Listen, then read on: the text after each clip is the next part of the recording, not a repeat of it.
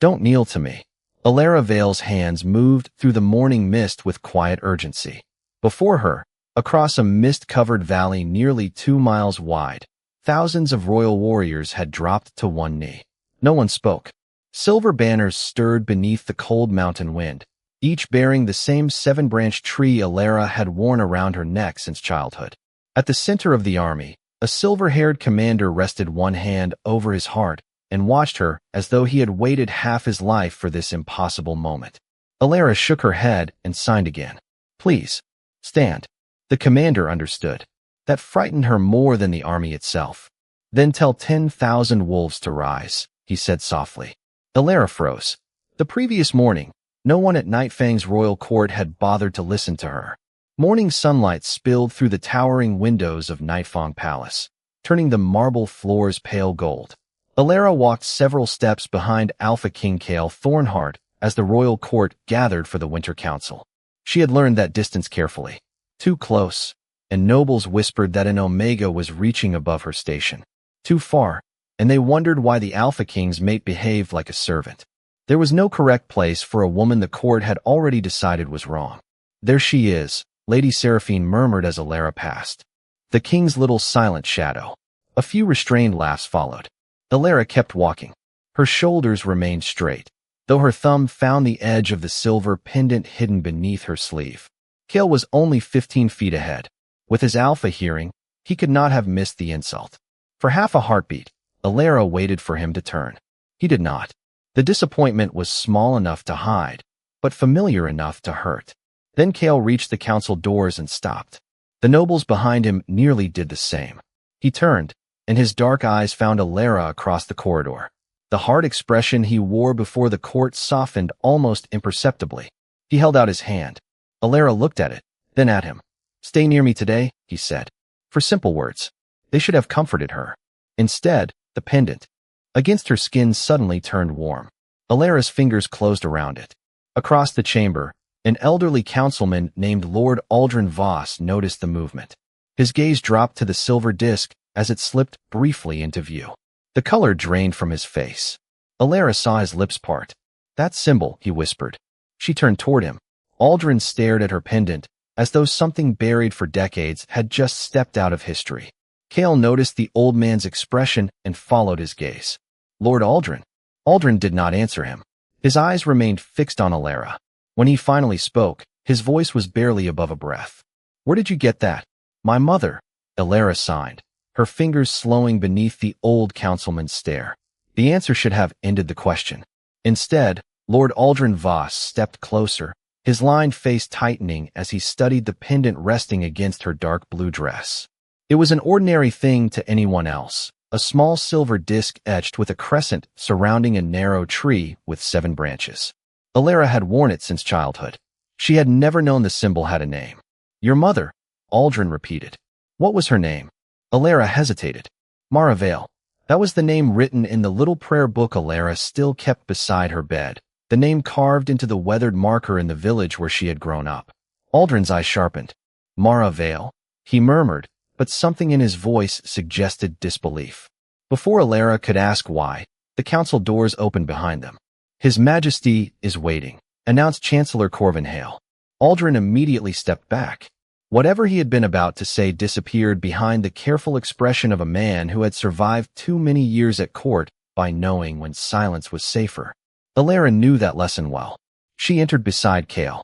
The Winter Council chamber curved around a long blackwood table beneath windows overlooking miles of snow-covered pine forest. 12 council members were already seated. Elara's chair stood beside Kael's, slightly smaller and positioned 6 inches behind his. She noticed things like that. Everyone did. Kael pulled it forward until both chairs were even. A tiny gesture. Almost nothing. Yet Lady Seraphine noticed, and the smile on her face vanished. Elara sat. Reports followed about winter grain, damaged roads, and unrest near the western border. Kael listened with the controlled stillness that had made neighboring alphas cautious around him. He rarely raised his voice. He never needed to. When he asked a question, the room answered. Elara watched him and remembered why she had once believed being chosen by him would finally mean being safe. Then Chancellor Hale placed a velvet-covered box on the table. There is another matter. The room changed. Elara felt it before anyone spoke. Kael did too. His hand stopped beside a stack of documents. Hale removed the cloth. The box beneath it was empty. The Mooncrest seal disappeared from the Royal Archives sometime after midnight. Several council members exchanged alarmed looks. Kael's expression hardened. Who entered the archive? Only 3 people were authorized yesterday. Hale glanced toward Elara. Unfortunately, authorization may not have mattered. Elara felt every eye turn toward her. A palace attendant entered carrying a folded gray shawl. Her shawl. Something silver rested inside it. Elara's breath caught. The missing seal. This was discovered in Lady Elara's private chamber less than an hour ago, Hale said. A whisper moved around the table. Elara stared at the object. She had never seen it before. Kael rose slowly. Enough. Silence fell at once. He looked at Elara, not with accusation, but with a question that hurt almost as much. Elara shook her head. I did not take it. Kael understood her signs. He always had. His jaw tightened. Then someone placed it there. Relief barely reached her before Aldrin suddenly stood. He was not looking at the stolen seal. He was looking at her pendant again. Elara followed his gaze and finally saw what had frightened him earlier. Engraved across the Mooncrest seal was the same 7-branch tree she had carried around her neck all her life. Aldrin gripped the edge of the table. Your Majesty, he said quietly, we have a much larger problem than a missing relic. Aldrin's warning settled over the council. Chamber like winter frost. Kael turned toward him. Explain. Aldrin looked from the Mooncrest seal to Elara's pendant, then toward Chancellor Hale, as though weighing every word before allowing it into the room. That tree belonged to House Valerith, he said. A faint murmur moved around the table. Elara felt the pendant suddenly heavier against her chest. The name meant nothing to her, yet several council members had gone strangely still. House Valerith was erased from the royal records decades ago, Lady Seraphine said. Their symbols were removed from nearly every official history. Nearly, Aldrin replied. The single word silenced the room. Chancellor Hale closed the velvet box with deliberate calm. We are discussing the theft of a royal relic, not forgotten families. His gaze settled on Elara. The question remained simple. Why was the missing seal found in her chamber? Elara lifted her hands. Because someone put it there. Seraphine gave a quiet laugh. Convenient. Elara looked toward Kael. He understood her immediately. Search her chamber again, he ordered. Every door. Every servant passage. Question every person who entered that wing since yesterday morning. Hill's expression tightened. Your Majesty, there are witnesses who saw Lady Elara near the archive yesterday. Elara remembered passing the archive after visiting the palace library. She had never entered it. Near is not inside, Kael said. His voice remained calm, but the warning beneath it ended the whispers. For one brief moment, warmth returned to Elara's chest. He believed her. Then Seraphine leaned forward. There is more. An attendant placed a small leather ledger before Kael. Seraphine opened it to a marked page. The archive lock was released shortly after 11 last night, using authorization assigned to the Alpha King's household. Kael read the entry. His eyes lifted slowly. Whose authorization? Hale answered. Lady Elara's. The warmth vanished. Elara shook her head. She had been in her rooms before 10. Tessa had brought her tea. 2 guards had been stationed outside. There were witnesses. She signed quickly, but Hale began speaking before she finished. And yet the record is clear. Elara stopped. That was the cruelty of silence at court. People did not need to prove she was wrong. They only needed to keep talking until no one washed her hands. Kael did. His eyes never left them. Tessa saw me. The guard saw me. Bring them here, Kael ordered.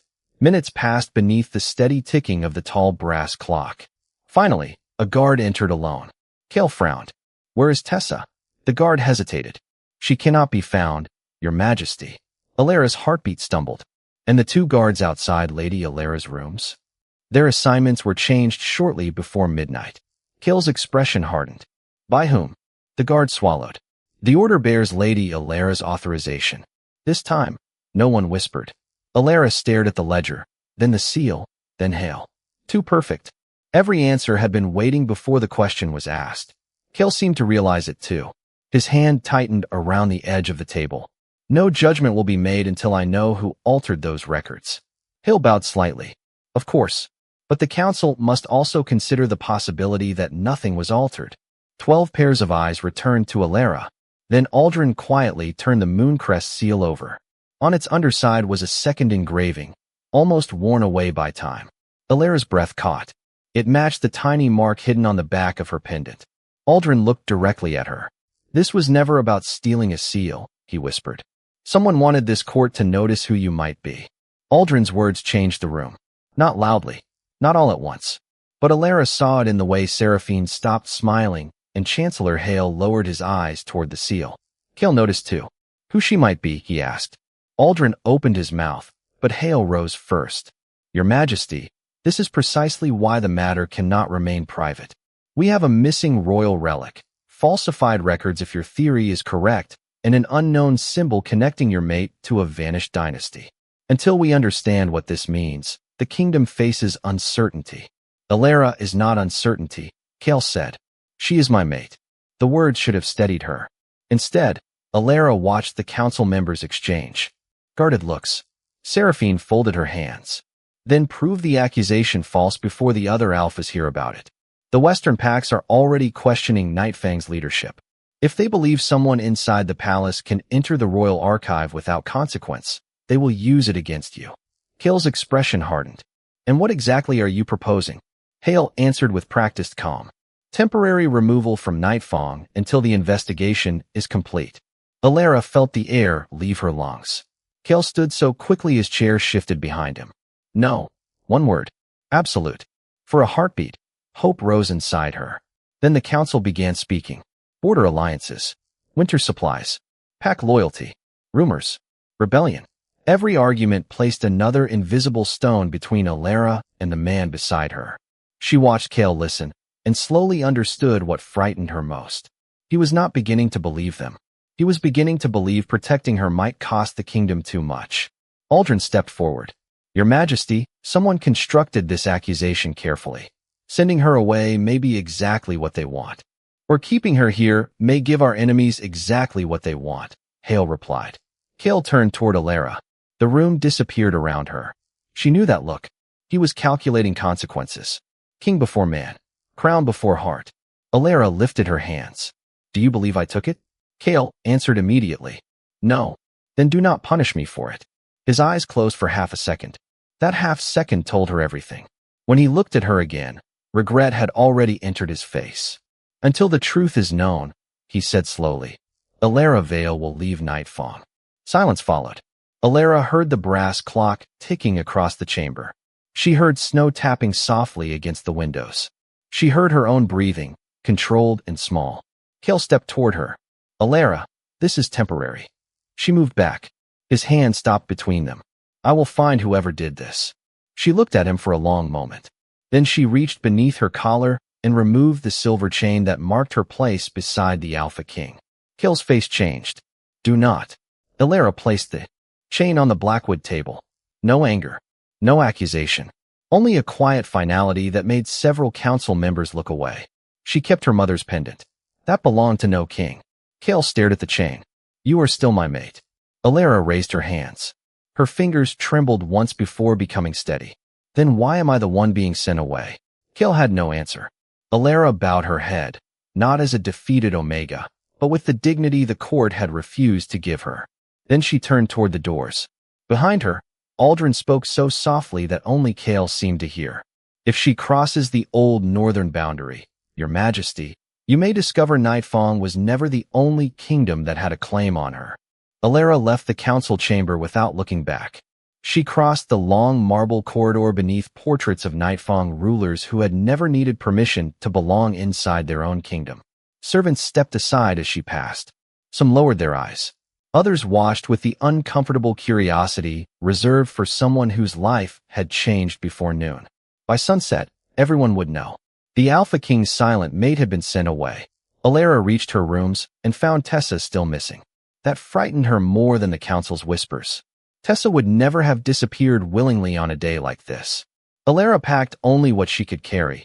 2 dresses, a winter cloak, her mother's prayer book, a little money, and the silver pendant that had suddenly become more dangerous than anything else she owned. She left Kael's gifts behind, not because they meant nothing, because they meant too much. At the outer courtyard, a carriage waited with 4 royal guards. Elara stopped, shook her head, and pointed toward the northern road. One guard frowned. "Lady Elara, His Majesty ordered us to escort you safely." She signed slowly. "I will walk." He did not understand, but another guard did. "She does not want an escort." The first guard looked toward the palace. Elara followed his gaze. Kael stood high above them on the western balcony, almost 70 feet away. Even at that distance, she knew the shape of him. Motionless. Watching. For one painful second, she wanted him to come down. She wanted footsteps behind her, his hand reaching for hers. One command telling the gates to close because his mate was staying. Nothing happened. Elara turned away. The gates opened, and she walked through them alone. At least, that was what Kael allowed her to believe. "Let her have her distance," he told the captain beside him. "But send 2 riders after her. Stay far enough back that she never sees them." The captain nodded. "And if anyone approaches her?" Kael's eyes remained fixed on the road. "You bring her home." Elara never heard the order. She was already walking north. Snow-covered pines bordered the road beyond Nightfang, with small stone cottages scattered between them. Word had traveled faster than she had. Villagers gathered quietly along the roadside. A few whispered. An older woman pressed a hand to her heart. Elara kept walking. Then a little girl slipped from her mother's side and ran toward her. "Wait." Elara stopped. The child held out a tiny white flower, one of the stubborn winter blooms growing between rocks near the city wall. "My mother says people should not leave home without something beautiful." Elara crouched and accepted the flower with both hands. She smiled. The girl smiled back. No title, no fear, no judgment, just kindness. Elara tucked the flower beside her pendant and continued north. Behind her, Kael watched until the blue of her cloak disappeared among the trees. He told himself a king sometimes had to choose duty over instinct. Then Elara crossed the first boundary marker, and something inside him pulled so sharply that his hand closed around the stone railing. The mate bond should have softened with distance. Instead, it became clearer, warmer, almost awake. Far beyond the gates, Elara stopped at the same moment. Her pendant had begun to glow with a faint silver light beneath her cloak. A low wind moved through the trees. 3 wild wolves appeared between the pines. Elara held perfectly still. They did not approach. One by one, they lowered their heads. Then, somewhere deeper in the northern forest, an ancient bell began to ring. The bell rang again, low and distant, rolling through the forest like a memory waking beneath the snow. Elara watched the 3 wolves lift their heads toward the sound. None seemed afraid. After a moment, they turned north and disappeared between the pines as quietly as they had arrived. Elara stood alone on the road, one hand pressed over the warm pendant beneath her cloak. She should have continued toward the nearest village. Instead, something drew her toward the bell. The old northern road narrowed until snow covered most of the stones. Half a mile later, Elara found the remains of an ancient boundary marker leaning beneath a cedar tree. Moss covered its surface, but a faint silver glow moved beneath the frost. She brushed the snow away. Her breath stopped. 7 branches. The same tree carved into her pendant. Elara pulled the necklace free and held it beside the stone. The symbols matched exactly. A sound behind her made her turn. An elderly man stood beside a wooden cart loaded with firewood, staring at her as though he had forgotten why he was there. His gray coat was patched at both elbows, and snow clung to his boots. His eyes moved from the stone to Elara's pendant, then finally to her face. The bundle in his hands slipped onto the road. "Where did you get those eyes?" he whispered. Elara touched her cheek, confused. The man stepped closer, then stopped himself. "Forgive me. I thought." His voice faded. Elara signed, "My mother." He did not understand. She opened the prayer book inside her satchel and showed him the name written on the first page. Mara Vale. The old man's face lost its color. "Vale," he repeated. That was not her name. Elara stared at him. Before she could respond, the bell sounded a 3rd time. The man looked north with sudden unease. "You should not be here after dark." Elara pointed toward the distant sound. "What is that?" He followed her gesture. "The bell of Asterwin. At least, that is what my grandfather called it. It has not rung in more than 30 years. Elara looked back toward the forest. 30 years. They said it would ring again only when the old road remembered its rightful traveler. He gave a nervous laugh, as if embarrassed by the legend. but Elara noticed he would no longer meet her eyes. He offered her shelter in his village, less than a mile away. Elara followed him as dusk settled blue across the snow. The village consisted of 12 cottages surrounding an abandoned stone chapel. People stopped working when she entered. An old woman dropped a basket. A young man removed his hat. No one explained why. Elara felt their attention follow her toward the chapel. Inside, moonlight fell through a cracked window onto a stone floor covered in dust. Her pendant warmed again. Then a thin silver line appeared beneath her boots. Another followed. Ancient markings spread across the floor, forming the 7-branch tree around her. Elara stepped back, but the light remained. The elderly man stood frozen in the doorway. "I have lived here 68 years, he whispered. "That floor has never done that." Elara looked down at the glowing symbol. Far away in Nightfang Palace, Lord Aldrin opened a forbidden history book before Kael. On the page was the same tree. Beneath it were 4 words. "House Valarith still waits." Kael read the 4 words twice. "House Valarith still waits." The forbidden history book lay open beneath the candlelight in his private study, its pages brittle with age. Aldrin stood across the desk, watching him carefully. "Tell me what that means," Kael said. "I cannot tell you what the historians deliberately erased," Aldrin replied. "But I can tell you this. House Valarith once ruled the northern lands beyond our old boundary. Their royal guard was called the Silver Oath. The dynasty was erased from Nightfang's records decades ago, and the Silver Oath vanished 30 years ago." Kael's gaze dropped to the 7-branch tree printed on the page. Elara had worn that symbol beside him for years, and he had never asked what it meant. The realization sat heavier than any accusation the council had made. "Find her." Aldrin looked up. "Your Majesty? Send riders north. Bring Elara back safely. No restraints. No demands. Tell her I discovered evidence that the archive records were manipulated." Kael closed the book. "And find Tessa." Within minutes, 6 royal riders passed through Nightfang's northern gates. What Elara did not know was that the 2 riders Kael had secretly assigned to follow her had lost her trail near the old boundary the night before. One had returned to Nightfang to report. The other remained north, searching until he reached the village where the ancient bell had rung. By then, the sound had traveled farther than any ordinary bell should have carried. Across forgotten watchposts in the northern mountains, old signal fires had begun to burn for the first time in 30 years. The bell of Asterwin had not merely announced Elara's arrival. It had summoned something.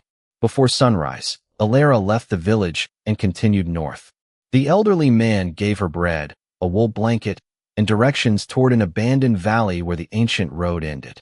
She walked nearly 4 miles before hearing horses behind her. 6 riders wearing Nightfang blue emerged through the morning fog. Her chest tightened. Their captain dismounted several yards away and raised both hands to show peaceful intent. "Lady Elara, we were sent by King Kael." She remained still. "His Majesty believes the evidence against you is altered. He asks you to return while he investigates." Elara's fingers curled beneath her cloak. Yesterday, she would have followed them. Yesterday, Nightfang had been the only home she thought she had. Now the 7-branch symbols carved into the northern stones seemed to be leading her toward answers Nightfang had never given her. She signed, "I need answers first." The captain did not understand, but one younger rider did. "She says she needs answers." The captain glanced toward the fog. "We can find them in Nightfang." Elara shook her head. Then the earth beneath their boots seemed to tremble, not violently, but rhythmically. The horses lifted their heads. A distant sound rolled across the valley. Not thunder. Hoofbeats. Hundreds of them. The riders turned north. Through the fog appeared a silver banner bearing a 7-branch tree. Then another. Then 10 more. Figures emerged behind them in orderly rows, their armor catching the pale morning light. More appeared along the ridge. Then more. The Nightfang captain whispered, "That is impossible." Elara could barely breathe. The army continued, filling the valley without a single raised weapon. At its center rode a silver-haired commander beneath the largest banner. He stopped 50 feet from Elara. For a long moment, he simply stared at her. Then his gaze lowered to the pendant at her throat. His expression changed. Slowly, deliberately, he dismounted, and every soldier behind him became perfectly still.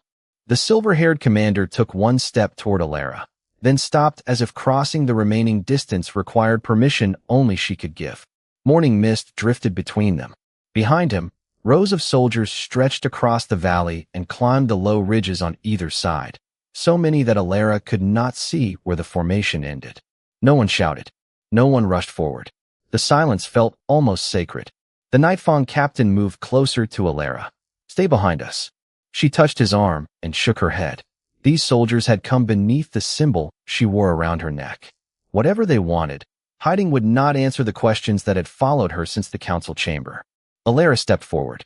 The commander watched her approach, his expression controlled until she came within 10 feet. Then his eyes filled with something she could not name. Relief, grief, wonder, perhaps all three.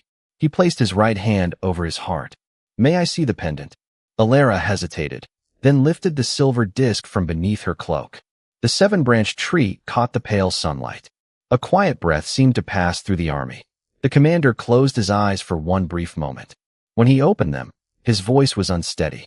"We kept our oath." Elara frowned and signed. "What oath?" To her surprise, he understood every movement. "The one we made to your mother." Her heartbeat quickened. She signed again. "You knew her?" The commander did not answer immediately. Instead, he looked at her eyes, then the pendant, as though confirming a truth he had feared would never return. "I knew a woman who carried that symbol. I knew a woman with your eyes." Elara stepped closer. "Mara Vale?" A shadow crossed his face. That was the name she used when she needed the world to forget her. Alara's hands went still. Behind her, the Nightfang riders exchanged uneasy glances. The captain spoke carefully. "Commander, identify yourself and your army." The older man turned toward him. "Commander Rowan Thorn, first guardian of the Silver Oath." The Nightfang captain stared. The Silver Oath disappeared 30 years ago. Rowan's gaze returned to Elara. "No, we waited." Then he drew a ceremonial silver sword from his belt, not in threat, but with solemn care, and laid it flat upon the grass between them. Elara's breath caught. Rowan lowered himself to one knee. For a heartbeat, nothing moved. Then the soldiers nearest him knelt. The motion traveled outward in perfect waves. Across the valley, up the ridges, through the mist. Hundreds became thousands until an entire army had lowered itself before one silent woman wearing a weathered cloak and carrying a winter flower beside her mother's pendant. Elara backed away, overwhelmed. She shook her head and signed urgently. "Do not kneel to me." Rowan looked up. "Then tell 10,000 wolves to rise." The words settled over her with impossible weight. Only yesterday, she had left Nightfang believing she belonged nowhere. Now 10,000 wolves were waiting for her to speak. Elara looked across the bowed army, her pulse loud in her ears. She raised her hands. "Why would they obey me?" Rowan's expression softened. "Because they have been waiting for you." Elara swallowed and forced her fingers to move. "Who am I?" Rowan stood slowly. For the first time, he seemed afraid to answer. "That truth belongs to you, not to an army." He glanced toward the pendant.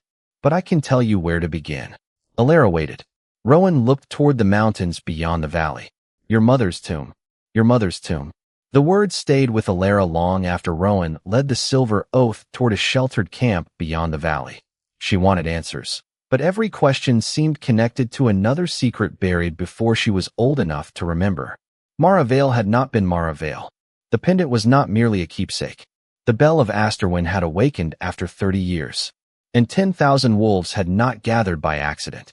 Yet Rowan refused to give her a crown, a title, or an easy explanation. "Your mother believed truth should be discovered, not inherited as another person's command," he told her. "When you are ready, I will take you to where she rests." Elara looked toward the Nightfang riders. Their captain had already sent one man south with a report for Kael. She wondered what words could possibly describe what they had witnessed. Several hours later, the answer reached Nightfang Palace. Kael was still in his study with Aldrin when the messenger arrived. "Did you find Elara?" Kael asked. "Yes, Your Majesty." Relief crossed Kael's face. "Then bring her home." The messenger did not move. Kael's expression changed. "What happened?" "We reached her in the old northern valley. She was safe." Then an army appeared. Aldrin slowly closed the history book. Kael stepped around the desk. "Whose army?" "They called themselves the Silver Oath." Aldrin went still. Kael stared at him, then back at the messenger. "How many?" Their commander said 10,000. Kael's voice lowered. "What did they want with Elara?" The messenger swallowed. They knelt to her. Silence filled the study. Who knelt? Kael asked. All of them, Your Majesty. The answer hit harder than any accusation. There was nothing Kael could argue with. The messenger placed a folded sheet on the desk. It carried a careful sketch of the Silver Oath banner. Aldrin stared at the 7-branch tree, the Valorith royal crest. Before Kael could respond, a palace guard appeared at the door. Your Majesty, we searched Tessa's quarters. Kael turned immediately. Did you find her? No, but we found this hidden beneath a loose floorboard. The guard placed a folded piece of paper on the desk. Kael opened it. There were no words inside. Only a black symbol, a circle divided by 3 narrow lines. Aldrin leaned closer, and the color left his face. You know it? Kael asked. Aldrin did not answer at first. I know what it means. Kael waited. Aldrin finally looked at him. Someone inside Nightfang knew Elara was alive long before the Silver Oath did. Kael's gaze hardened. Who? Aldrin shook his head. That is the problem. This mark does not belong to House Valorith. Miles north. Evening settled over the Silver Oath camp as thousands of lanterns appeared beneath the trees. Elara stood at the edge of the valley, looking toward distant mountains she had never visited yet somehow recognized. Rowan approached and offered her an old map. His finger rested on a place beyond the highest ridge. Your mother's tomb is there. Elara took the map. Rowan did not release it immediately. But before you go, there is something you must understand. Elara met his eyes. You were not hidden from Nightfang. Her fingers tightened around the map. Rowan looked toward the darkening mountains, and an old sorrow entered his face. You were hidden from someone who is still looking for you.